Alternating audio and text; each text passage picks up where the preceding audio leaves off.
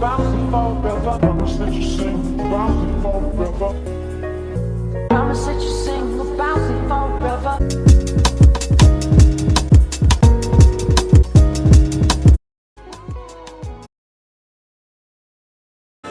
Talk about it. If you really believe and gotta talk about it. You heard about what happens when you talk about it.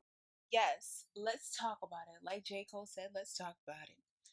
Now, have you been to my website, viecine.com? I do daily blogs and weekly vlogs, like the one I'm doing right now. And my vlogs are bomb. If I do say so myself. So please check them out at www.vieisme.com. www.vieisme.com. Also, if you don't know, I am in the process of self-publishing my very first book. I am getting my life by telling my life. I am exposing abuse and trauma. I know it affects many, many people across racial lines, economic lines, generations, and I took a stand to expose my truth and hoping that it will help others share their truth. So it's kind of like a passive forward type of deal, a journey into finding yourself. So definitely check out the content I have on my website. I want you to be just as involved as I am and make this a community thing. So definitely check it out. And if you do like my content, please share as always. And if you want to support me getting my book out there faster, definitely drop a donations. And don't forget to subscribe. Peace. Thank you, Deborah. Thank you, BT. Thank you, Nate Parker, Harry, and Debbie Allen for participating in that. Before we get into it, I just want to say, I brought my parents out tonight. I just want to thank them for being here, for teaching me to focus on comprehension over career, that they make sure I learn what the schools were afraid to teach us, and also to thank my amazing wife for changing my life. Now, this award, this is not for me. This is for the real organizers all over the country, the activists, the civil rights attorneys, the struggling parents, the families, the teachers, the students that are realizing that a system built to divide and impoverish and destroy us cannot stand if we do. All right? It's kind of basic mathematics. The more we learn about who we are and how we got here, the more we will mobilize. Now, this is also in particular for the black women, in particular, who have spent their lifetimes dedicated to nurturing everyone before themselves. We can and will do better for you. Now, what we've been doing is looking at the data, and we know that police somehow manage to de-escalate, disarm, and not kill white people every day. So what's going to happen is we are going to have equal rights and justice in our own country, or we will restructure their function and ours.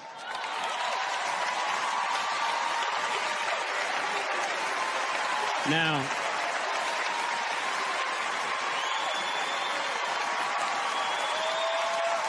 I got more, y'all.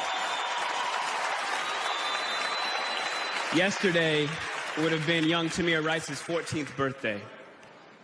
So I don't want to hear any more about how far we've come when paid public servants can pull a drive-by on a 12-year-old playing alone in a park in broad daylight, killing him on television, and then going home to make a sandwich. Tell Rakia Boyd how it's so much better to live in 2012 than it is to live in 1612 or 1712. Tell that to Eric Garner. Tell that to Sandra Bland. Tell that to Dorian Hunt. Now, the thing is, though, all of us in here getting money, that alone isn't going to stop this. All right? Now, dedicating our lives to getting money just to give it right back for someone's brand on our body, when we spent centuries praying with brands on our bodies, and now we pray to get paid for brands on our bodies. There has been no war that we have not fought and died on the front lines of. There has been no job we haven't done. There's no tax they haven't levied against us, and we've paid all of them. But freedom is somehow always conditional here. You're free, they keep telling us. But she would have been alive if she hadn't acted so free. Now, freedom is always coming in the hereafter. But you know what, though? The hereafter is a hustle. We want it now. And let's get a couple things straight. Just a little side note. The burden of the brutalized is not to comfort the bystander. That's not our job, all right? Stop with all that. If you have a critique for the resistance, for our resistance, then you better have an established record of critique of our oppression. If you have no interest in equal rights for black people, then do not make suggestions to those who do. Sit down.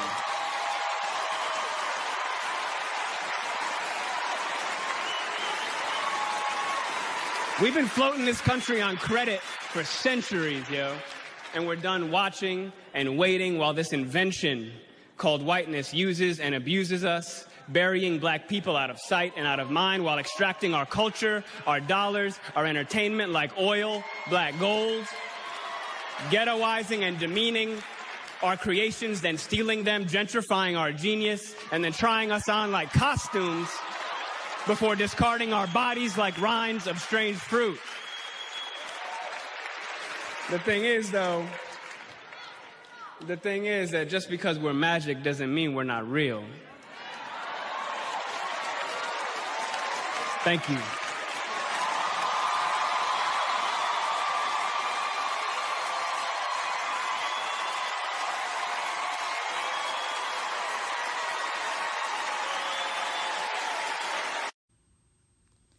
Alright, so this video will be about Jesse Williams' speech at the BET Awards that happened this past Sunday, June 26th.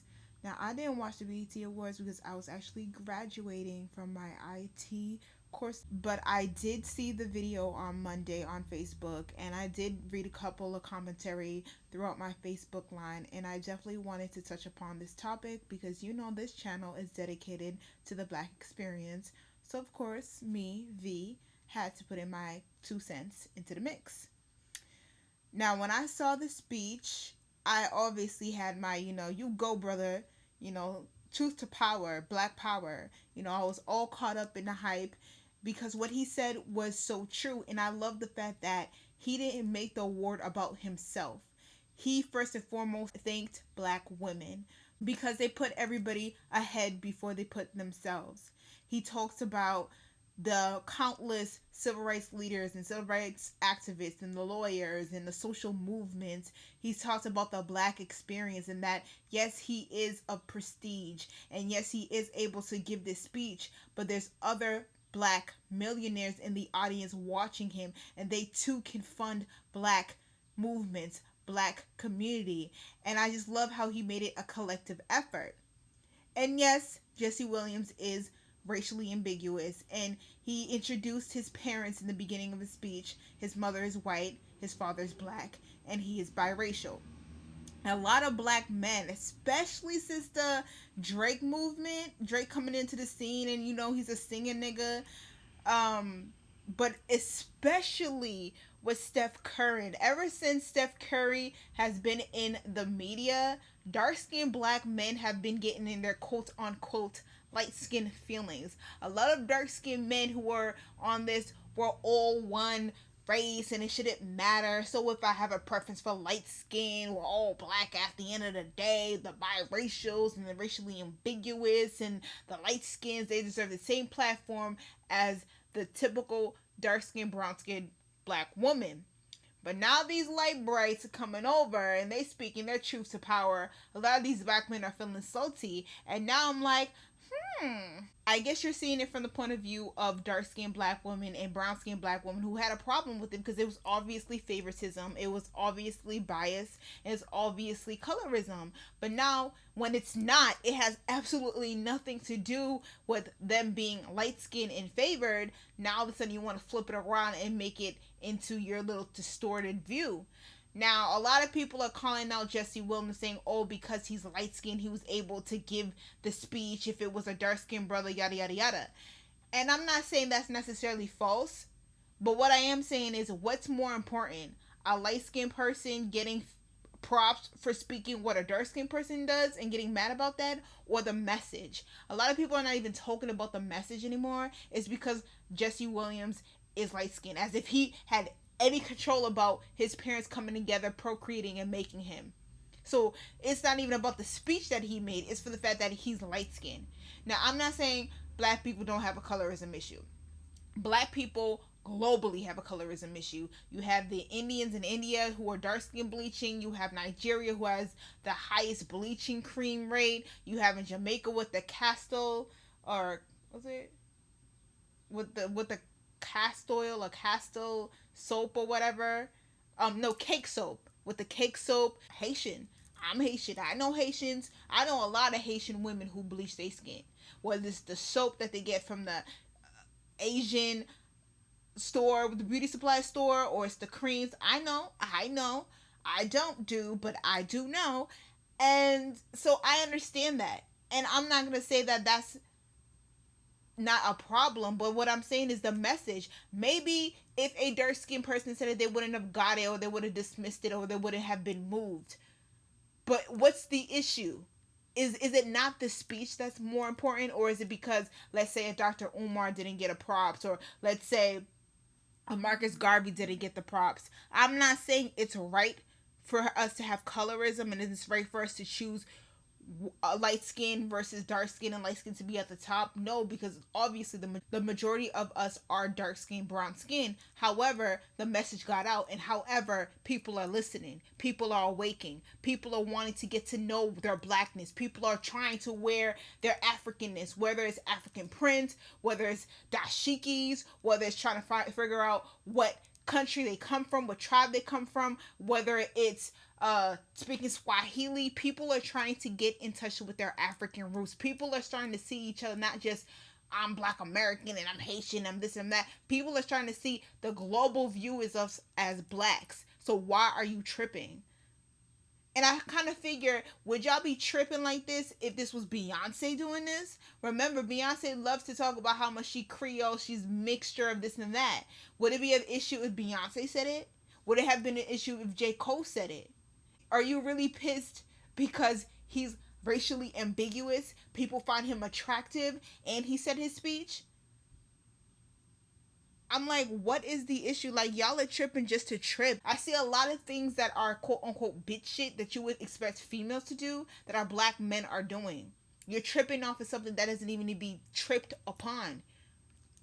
I'm just proud that he had the courage to speak his truth. He had the courage to speak truth. He acknowledged other people who participating in making him get this humanitarian award, and the people who aren't even known who participate in making the black experience better, who participate in the struggle, who want to uplift us, who don't just sit there and critique, sit there and judge, who aren't Clarence Thomas's. So I give him ultimate kudos for even wanting to, because he is racially ambiguous. I mean, if he stays away from the sun, he might pass for white, and he could have been like, that's not my issue. But he stands for us, he unites with us, so why should we kick them out? This is why I'm not all the way on that bandwagon where it's like, oh, kick biracials out. I believe that if you are biracial and you identify with blackness, and you know you're not going to get a special segment in the black community, or you're not going to be on a pedestal, and you want to ride with us just like the blackest, nappiest hair, wide nose, full lips person, then you automatically black. I don't have an issue with that. But if you want your special status, if you want to be the hierarchy, if you want to be the beauty standard, if you want some type of special privilege because you're light skinned or biracial, you got to get out. That's why I respected J. Cole, because J. Cole, in his latest album, 2014 Forest Hills Drive, he addressed the black issue. He addressed being biracial.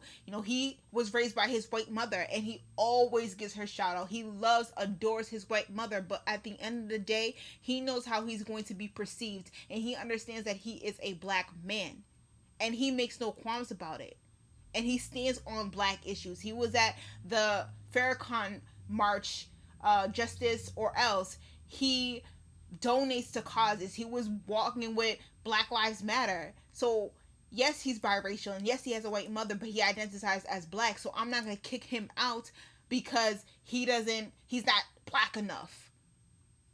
A lot of these black people, highly melanated, don't even want to be black. They don't associate with black. They're always trying to kick dust or disassociate with us, but I'm supposed to cling on to this person because they're dark skinned but they don't identify, but I'm supposed to kick out this light skin or biracial because they identify, they just didn't make the quota of blackness. Are you kidding me? So I guess this is like a semi rant, but definitely much respect to Jesse Williams for even wanting to do that, because he could have just been like, oh, thanks for this, Humanitarian Award, thanks, woo woo, and got off stage. But he felt the need, he was compelled to speak his truth and speak about the black experience, which I much respect. And to a lot of y'all who don't know, he has a black wife, Erin, and she is a black woman. For y'all who want to be like, aha, and he's biracial and he's this and he's that, he procreated black. He's taking his lightness and his Eurocentric features and dipping it deeper into blackness. And a little side note, I remember this conversation this person posted on a social media site, and they were talking about how much they found Jesse Williams so attractive. And she was Polynesian, I believe. She was some type of like Pacific Islander. And she was like, oh, this is after Jesse Williams had a baby. I think it was a baby boy with his wife, Erin. And she was kind of like, oh, okay, that's cool. But I wanted him to get with some white woman, some blonde-haired, pale-skinned, blue-eyed white woman. And she's like, oh, they would have made cute babies together. Oh, I wish he would have went that route. And I'm like, that baby probably would have came out the typical bland white boy, or that baby wouldn't have any trace of blackness, most likely. And that's what gets you geeked. For him to be even more racially ambiguous, for him to align his genes deeper into whiteness. But this is a woman who is Polynesian, but she doesn't value her Asian roots and whatnot. She doesn't associate with her roots. So, of course, she wouldn't want to see that with someone else. And she's somewhat white supremacist in her mindset. But anyways, that had nothing to do here or there. It just reminded me of that conversation. But like I said, much kudos. And I feel like if y'all gonna hate on him, at least do what he did and then do it better.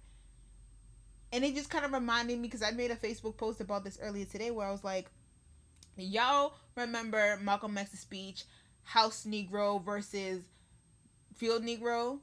If Malcolm X was living in the era that he was speaking of, technically, based on Malcolm X's phenotypes and his aesthetics, he would be a house Negro. And we know Malcolm X is not about that life.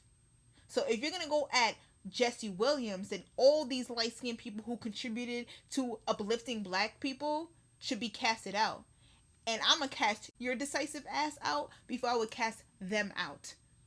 Black is black, in the words of Q-Tip.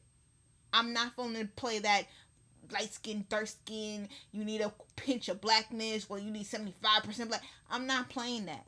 Whatever hue you come in, but you want to be down, and you don't want any special privileges, then I'm down with you.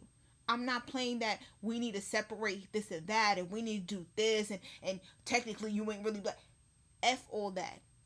Because if we're not in slavery, we shouldn't adhere to the one-drop rule. However, if you don't want to participate, you don't want to be black, even if you're not biracial, even if you're not light-skinned, but you don't want to participate, that's fine. But when you do get your nigga wake-up call, Kyrie Irving, that's on you. I'm tired of writing for people who don't write for blackness, and I'm also tired of black people putting so many fucking labels and red tapes on blackness. You're black, I'm black, we black. Let's just do what we gotta do to make sure the future of blackness stays black and stays progressive.